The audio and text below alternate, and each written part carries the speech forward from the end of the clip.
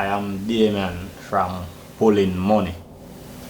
Today I'm going to talk to you about the effects button.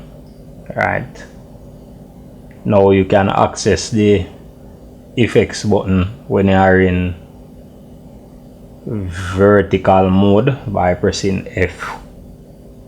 Right now in this option you get a chance to add your, click on FX plus, you add your trend indicator, add your oscillator, add your volume indicator, and all the different type of indicators.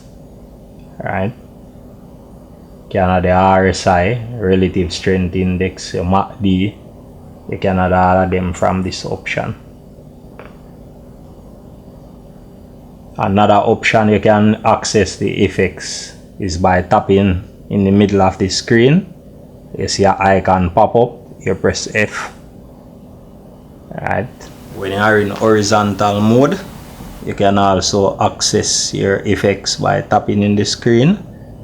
There is the F button on the right hand corner. Click on it, you have access to your effects. If you like this video, press the like button, leave a comment, help me to grow this channel.